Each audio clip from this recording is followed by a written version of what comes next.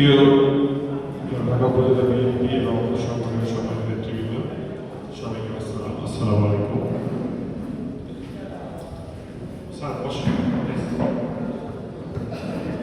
আসলে বিএনপি একটি সুশৃঙ্খল রাজনৈতিক দল।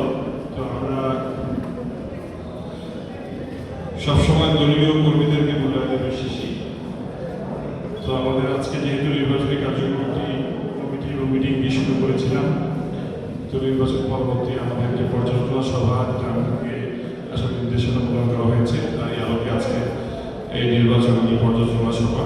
এখানে আজকে সভাপতিত্ব করবেন আমাদের জেলা থেকে যাকে দায়িত্ব প্রদান করা হয়েছিল এবং জেলা কমিটির সম্মানিত সদস্য জনাব আকবর আলী, আমাদের সাবেক সহ অধ্যক্ষ জনসরকারি কলেজ। তো আমার মনে হয় আমরা সবাই নিজেরা একটু যে বসে সহযোগিতা করি, আমাদের সবার কাজটা আসলে শুরু করা যাবে।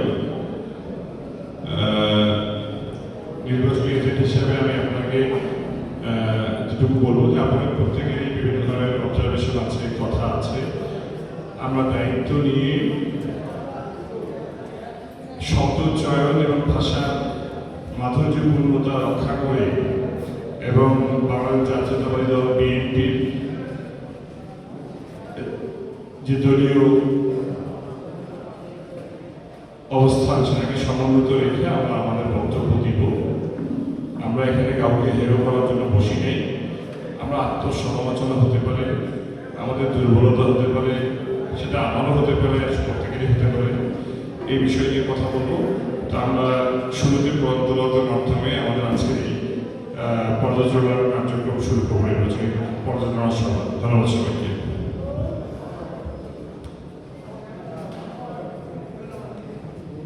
ধন্যবাদ।